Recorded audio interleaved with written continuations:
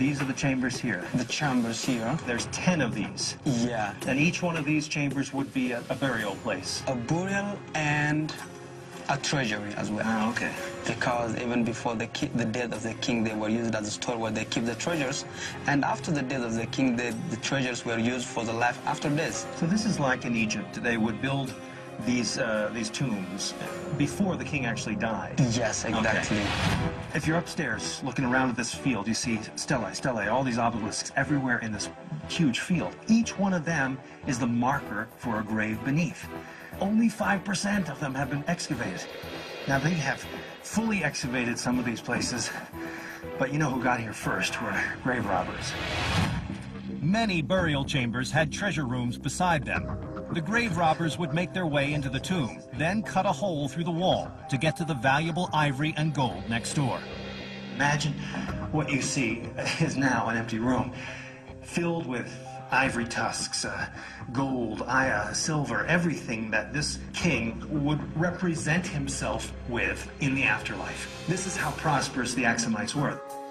These burial rites ended in the 4th century AD when the Axumite kings adopted Christianity, and a Jewish relic they had possessed for centuries became their greatest treasure, the Ark of the Covenant. Rumors have placed this precious artifact all over the world, but this is the land of King Solomon's son, Menelik, and many believe he brought the Ark home. Legend says it's still here today, in this small church just across the road from the pagan tombs.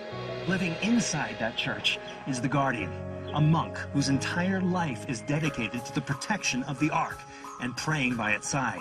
Ethiopians have been assigning monks this duty for almost 3,000 years. Indeed, in 3 millennia, no one has been allowed to see the Ark except the guardians.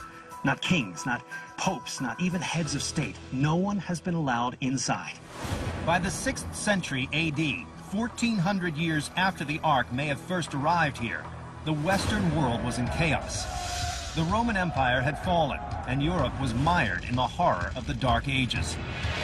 But the Axumite Empire was at its peak, and just a mile from the pagan obelisks, their Christian king Caleb built a magnificent final resting place, a tomb that may have lured the relic-hunting Knights Templar, searching for the Axumites' greatest treasure. I can already feel this is a much grander, deeper tomb than the others. This is the last, maybe, the last Axumite king's tomb. Really? We have, which belongs to the son of King Caleb. This is the room for the grave with 3 sarcophagus. Right. This is for him and for his wife and for his son or daughter. And one sarcophagus is different from the others because it's with a cross, with Axumite hand cross. Huh.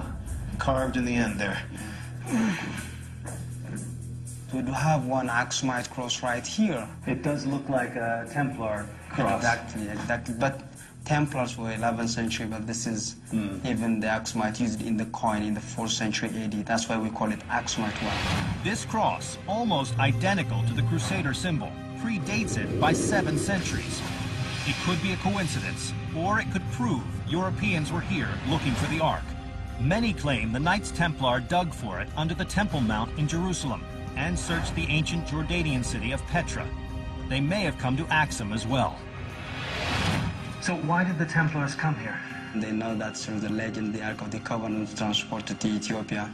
So they came here to search for the Holy Grail and for the Ark of the Covenant. So they adopted some elements like a cross like this, which they call it the Knight Templars or the Crusaders cross like that. Fascinating. That's where this is from. Cool. Did the predecessors of the Knights Templar come here searching for the Ark? And did they find it? Or is the greatest treasure in Christianity still locked away in a small church in a dusty town? The answers may be lost in time, like the once great but now forgotten Empire of Axum. Everything in this tomb speaks to the height of the Axumite Empire. It doesn't get any better than this. In fact, this king sees the Axumite Empire at its height. After this, certain factors contribute to the downfall. One, the Muslim armies end up cutting off the trade routes, the sea trade routes that the Axumites have used for their great prosperity. It becomes a landlocked state. So all of these factors contribute to the decline of the great Axumite Empire. And what follows are the Dark Ages. up, we find an 800-year-old secret under this church. I'm speechless. You are looking at a boneyard. And later, an underground 9,000 feet straight up. You know what's awesome is that we got to come back down this thing.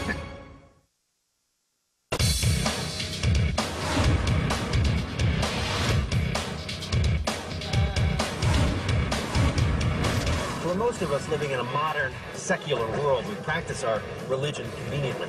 Maybe one day a week at best, in places not so far from home.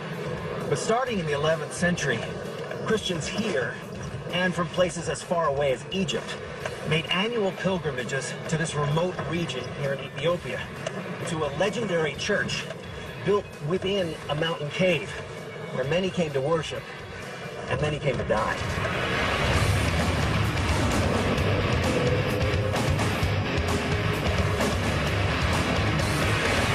In the central highlands of Ethiopia, at an altitude of almost 9,000 feet, lies a scattering of tiny farming settlements. But nearly 1,000 years ago, this area is thought to have been a magnet for sick and dying Christians who came here searching for a miraculous cure or a peaceful end to their suffering in a mysterious burial site near a lake of healing waters. The road is very bumpy. Yeah, this is really bumpy. Our guide, Fukru, led us to the holy site that lured thousands here, a church reputed to float on water. And so you're saying that this valley, what I'm seeing now as a remote village, just a few villagers, this would have been thousands of people, a kingdom. Yes, imagine what like 1,000 years ago was lots of people settling here. In 1087, this was the center of the Christian kingdom of Yemrahana Christos.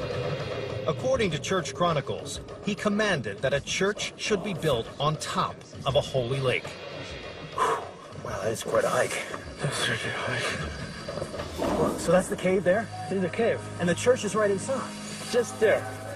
Incredible. Some believe the king was guided to this isolated spot by a vision. But the cave was also a practical choice.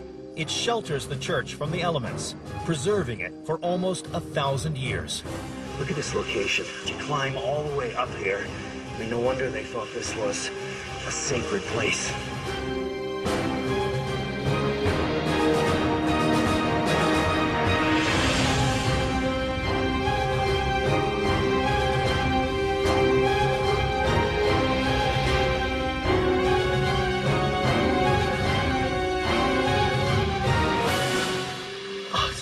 Inside the cave, isn't it? All inside the cave. Incredible.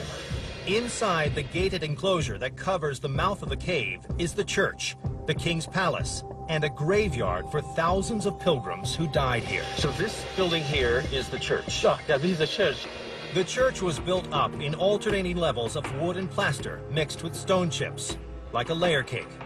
But today there's no sign of the lake of mystical healing waters that lured pilgrims from hundreds, even thousands of miles away. Unless you know where to look. Oh, there's a door here. If you look at it. Oh, yeah, look at that. Okay, so that's the water underneath. Yeah.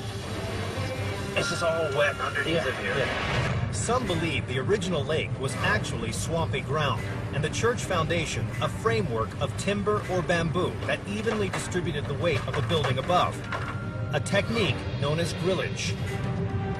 The groundwater trapped beneath could then be accessed through hatches like this one. So the legend this is true. was, This is really floating on a secret lake. Yeah. So we can Holy see that. water, if you will. Huh? Of course. Even if this muddy water has no special curative powers, the church itself receives thousands of visitors a year and is still in active use today. So we had to shut down filming temporarily because there's an active service going on right behind this fence here. It's actually a baptism of a young baby born in the village. So we stepped away out of respect.